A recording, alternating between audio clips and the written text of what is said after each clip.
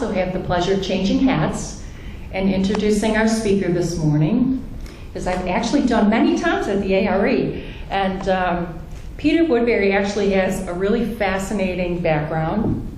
He traveled around the world as a child and is fluent in a number of languages, traveled with his parents, not by himself, around the world. His grandmother was actually a medium, and she lived to be 107 years old. And when he was born, she was 100. So he's got some good genes. We may be hearing him for a good many years speaking. He came to Virginia Beach about 10 years ago because of a long-time interest and fascination with Virginia Beach's claim to fame, Edgar Cayce, which many of you may be familiar with, the sleeping prophet, a Christian mystic who left behind the Association for Research and Enlightenment down at 67th Street, where Peter has become a very highly acclaimed and popular teacher, workshop leader, and a hypnotherapy trainer, among other things. And I would not call him a lecturer, because you never feel lectured when Peter is speaking. He shares his own spiritual journey with all of his foibles and his personal stories to assist people in making their own breakthrough. He's known for his great sense of humor and a soft-spoken manner, and he does this amazing job portraying Edgar Cayce in a one-man show. And I was so blown away when I saw him do this, because he really projected the kindness and the humbleness and the spirit that I feel that Edgar Cayce had. And so the essence of him, and that was just a beautiful gift as well. He has his own psychotherapy practice in Virginia Beach, and he also takes tours to exotic places like Spain and Morocco and Chile, and next spring to Machu Picchu and Bolivia with Juan de Dios, who is the shaman at Machu Picchu. And it was so funny, we did all those songs in the beginning that Bruce picked today about smiles, because I realized when we were doing that, one of the things that I noticed about Peter that sticks out to me is he has this little smile and this sparkle in his eyes that makes you think he knows something that you don't know. And that could be because he graduated from Harvard, and I think they might teach you that at Harvard. Do they? So without further ado, please give a nice warm fellowship welcome to Peter Woodbury. Good morning. When I got accepted into Harvard, my uncle sat me down, and he was also a graduate of Harvard, and he told me, Peter, for the rest of your life, people are going to think you're 10 times smarter than you actually are. And I wear that crown quite well. So I'm very honored to be here once again, sharing fellowship with all of you. What I hope to share today, it's interesting that the young girl that was here was talking about the Wizard of Oz.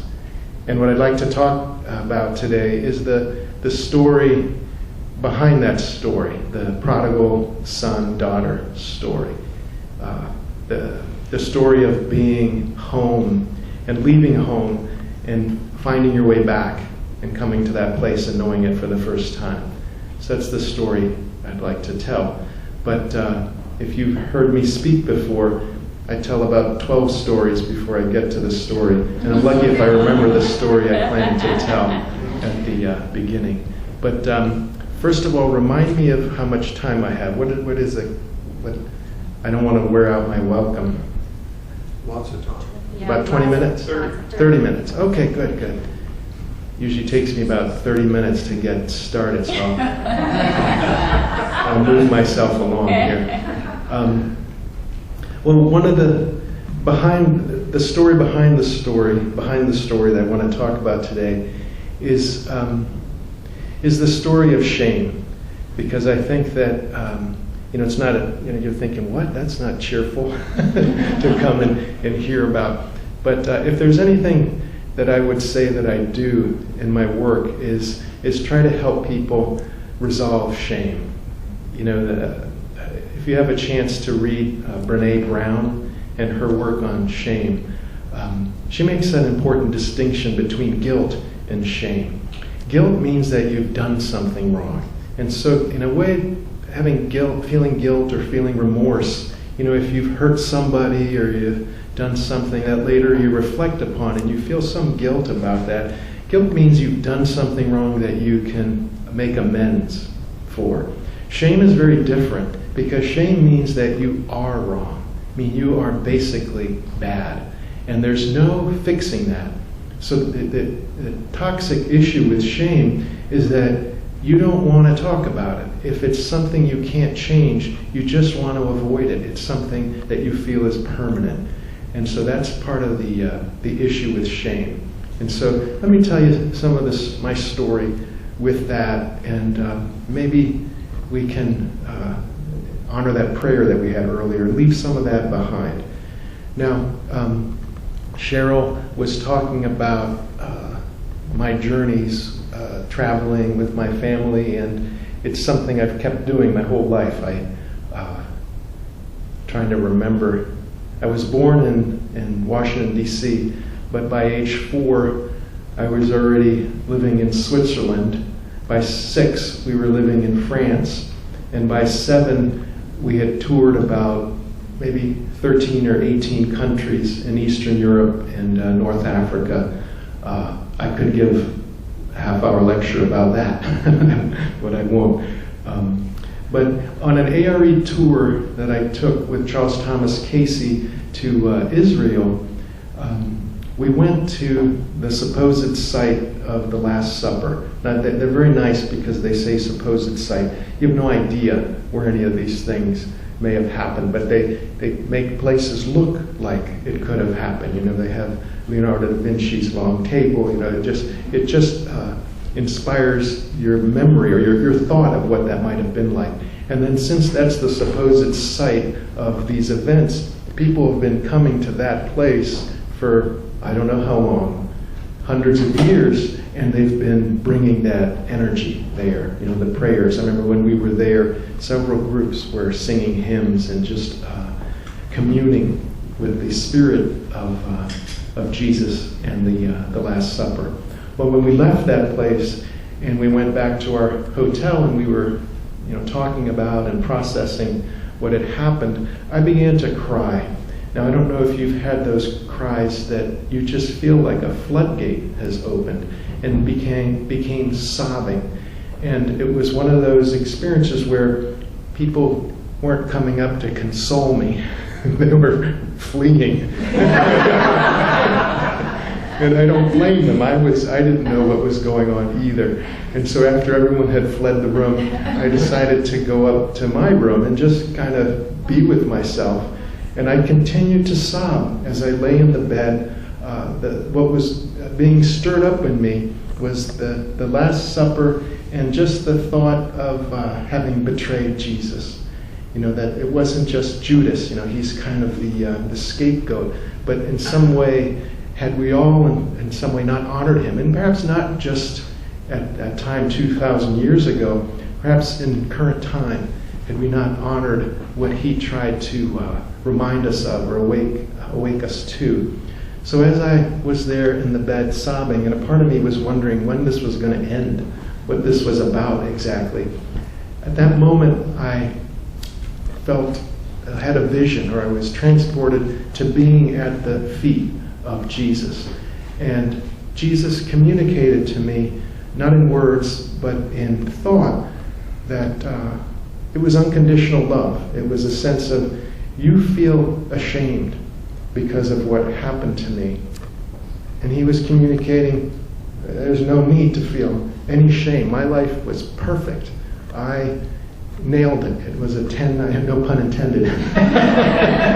It was a 10 out of 10. It was exactly what I intended to do. But you've picked up this sense of shame about having let me down or betrayed me. Help others with that. As you help others with their shame, you'll work through your own. And so I'd have to say that's become my work. As I help others resolve shame, I help myself free of my own. Now let me tell you another story.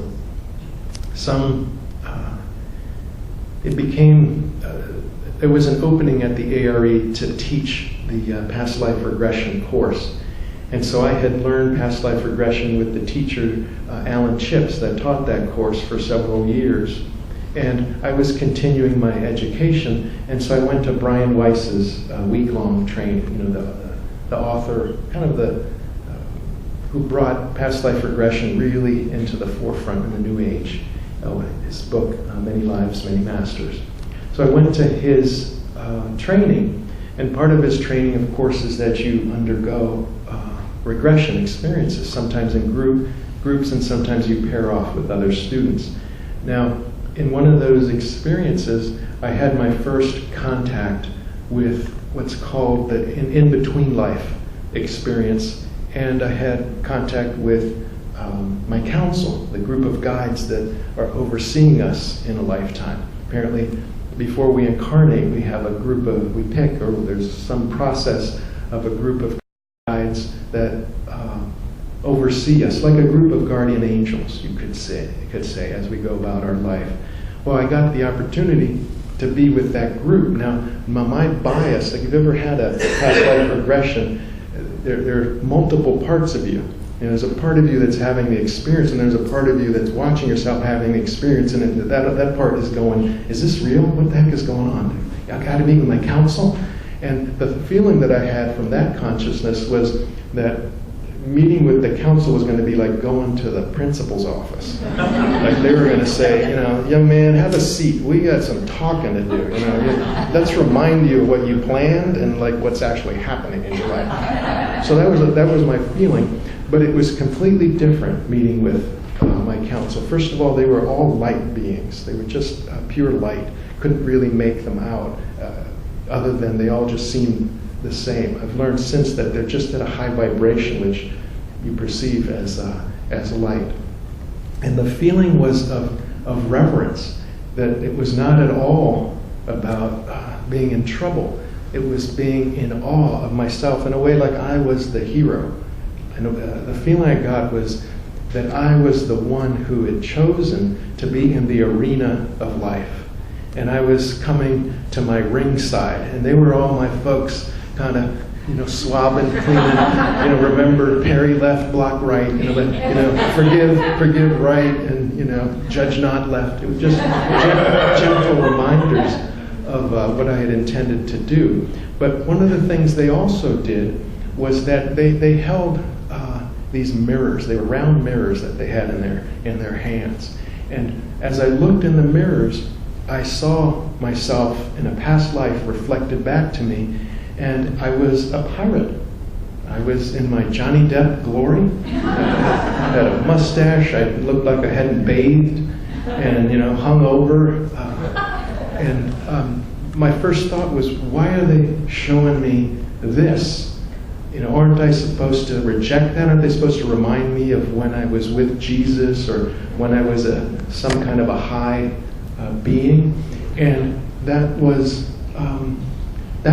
what they wanted to tell me about, that not to reject the pirate. They were saying, it was all, again, if you have these experiences, it's in thought, but they were saying that what you reject, you shove into your subconscious mind. And whatever you shove into your subconscious mind, you magnify. We think like, whatever we put in the subconscious is actually not going to affect us. It actually affects us so much more. As therapists, we like to remind people that when they try to repress feelings, they go to the basement and all they do there is lift weights.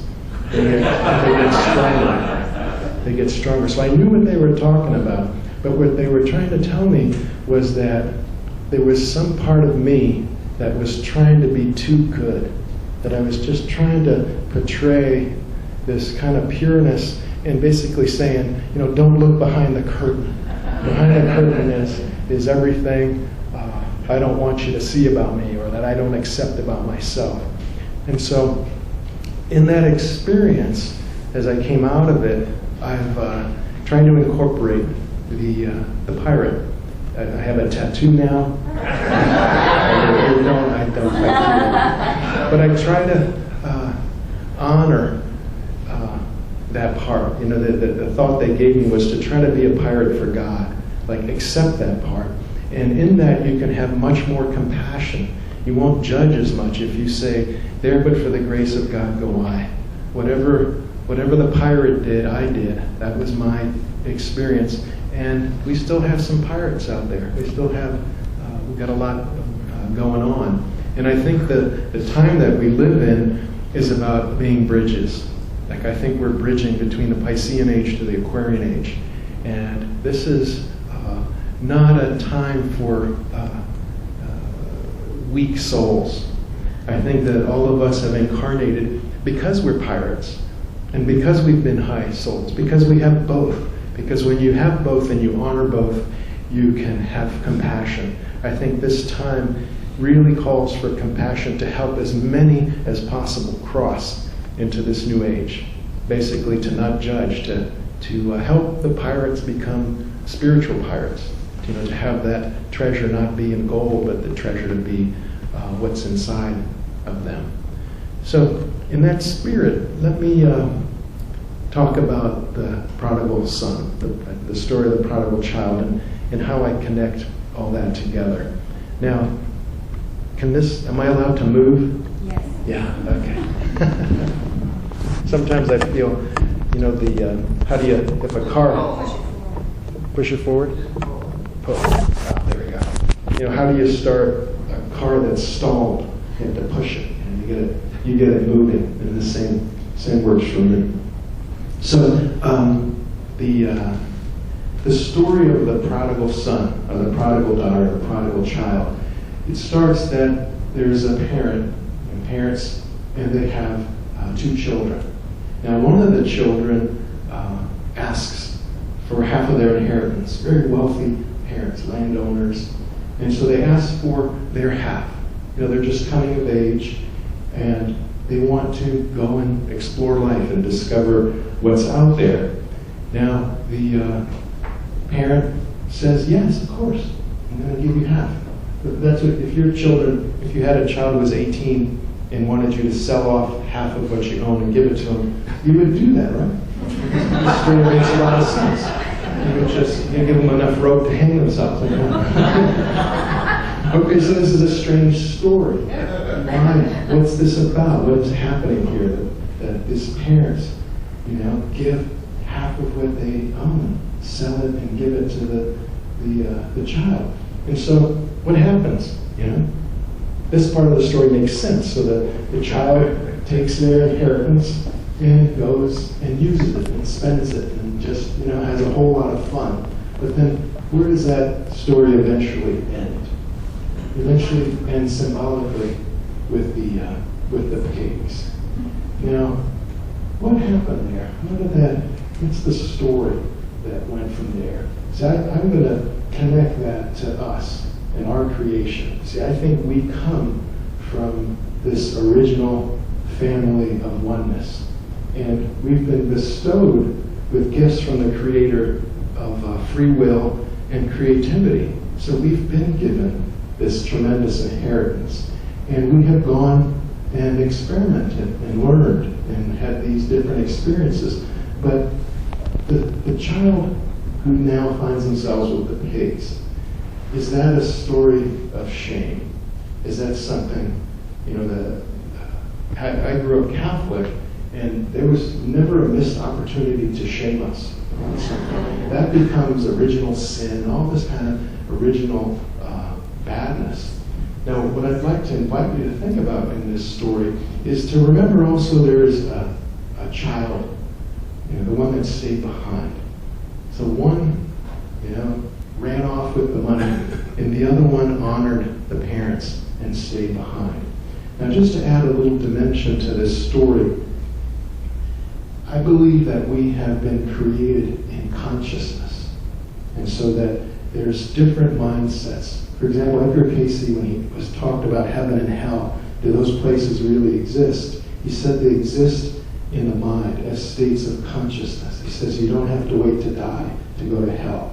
When you're full of anger, rage, vengeance, he says that's hell. And when you're filled with love and peace and forgiveness, he says that's heaven. They're states of consciousness. Now, on the earth, the state of the way that we think you could relate it to consciousness is, let's say, temperature. There's there's a debate about global warming. If you really want to stir something up on Facebook, post something about global warming. It will be about 60 posts, half of them angry at the other half about the view of that. So this concept of temperature. So we have the poles that are very cold, and then we have the equator where it's very hot. And then let's say if we use water, you can say water has three basic states. It's steam, water, and then ice. So it's a variable of temperature. I believe that we are created with the variable of consciousness. So we have been created in original oneness as a state of consciousness, but we can tinker with the dial. We can experience not oneness, or we can experience separateness. Now, what's the purpose? Why would this Creator have given us this free will and this opportunity to experience all these different states of consciousness? Now, I believe that the Creator desired, in a way, conscious companionship. Meaning, if everything is one, there's no concept of one. Meaning, if everything is white, there's no color. There has to be blue and white for us to be able to discern the difference. So, in order for oneness to really stand out, we have to have an experience of separateness for it to exist. Do you follow me on that? And the Creator, desiring conscious companionship, gave us the opportunity to experience oneness in every other state of consciousness, with the hope that we would desire a return, that we would be like Dorothy and want to go back to Kansas. Kansas is that original place.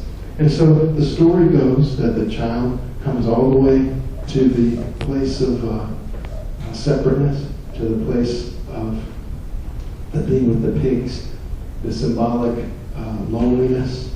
Now, Edgar Casey defined loneliness ultimately as the disconnection, longing for God. If you listen to music, and if you listen to love songs, imagine that they're prayers. They're very similar. I can't live without you. You fill up my life. You're my sunshine. It's about a person, but you can see that it could also be seen as a prayer. So there's this place of separateness. There's this place of it's not all that we thought it was going to be. And at that place, though, comes the spark of, can I return? What would it be like to go back? As bad as it is here, I could be on the lowest levels of home, and it would probably be better. And so that becomes the spark of the voyage back. Now, Bruce and myself, and if you're a therapist, you work with addictions. Addictions are just a virus of being human. Now, when I talk about addicts, I don't talk about the them addicts and me as not being an addict. I believe we're all addicts in a way. Like if there was an Earthaholics Anonymous, I'm the first member. Hi, my name is Peter. I'm an Earthaholic. Peter, you know what it's like. That's my 10,000th life. I just can't seem to get the hang of forgiveness. I know I should do it. And what I really wish is that, these AA, NA, whatever it is, you get sponsors. Can you imagine if on the spiritual path we could have sponsors?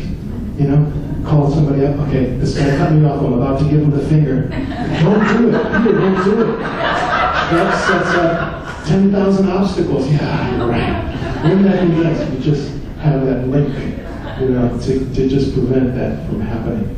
But this is the path. When we've left the oneness, this path becomes, loneliness. All of these feelings come up that are because our nature is collective. It's just our soul is collective. We enjoy groups. We're part of families. As much as they drive us nuts, we keep going back for Thanksgiving, whatever it is. We return to that soul group that we had. But this path away from our original oneness creates pain, creates suffering. And here becomes a choice where do you numb out the pain? There's countless ways to numb out pain, whether it's alcohol or shopping or collecting stuff, and you name it. And there's also an A movement. There's an AA, a BA, a CA, a DA. Why does it work? And ultimately, the Anonymous movement is about you have to reconnect. You've got to get back to your source. Now, we are physical beings. Edgar Casey talks about how the physical is the result. And when something's going on physically, something higher up the stream has happened. And he says, then you got to move up to the mind. We're the product of our thoughts. All of you came today because you had the thought. And your thought can guide you towards healthy choices or less than healthy choices. But then he moves farther upstream and he says, the spiritual connection. If the mind is not connected spiritually, it gets you in trouble. And it's almost like the spiritual connection to the mind kind of keeps your mind on a leash in a way. If you cut that, the mind will just get into all kinds of trouble. It can go anywhere. And so reconnecting spiritually is the way back to health. And so here's the kid over here. They've wasted everything. They've, they're trying to figure out what comes next. Has anybody been there? They call that hitting bottom. And we all hit bottom in different ways. Some of us have higher tolerances for lower bottoms. But sometime, at some point, we've had enough. And that becomes the path back. And we begin to make our way back home, back to this place. And we're cautious. We don't exactly know what's going to happen as the child comes back. And what's the reaction of this strange parent? Oh, look, he's coming. She's coming. Send him the robe. Give him something to wear. And let's kill the fatted calf. Let's have a feast and a party that the child is returning. Isn't that a beautiful story? But there's some other part of the story, right? There's the child that stayed behind. And what's the consciousness? Because I'm talking about consciousness. What's the consciousness of the one that stayed behind? Is it like, yes, oh my God, he can take my room. He can share. Let's dust off the bunk beds. No. The consciousness is like, what? Killing a fatted calf? That was my fatted calf. It was supposed to be from my party. This isn't happening. So what is that? What consciousness is that? You've got one left, right? You could say it was a bit naive or immature, right? And then what's the consciousness coming back? Maybe humility.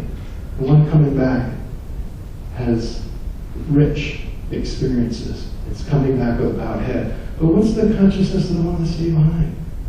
It has never known anything different than oneness. And in a way, it takes it for granted. There's something naive about the one that stayed behind.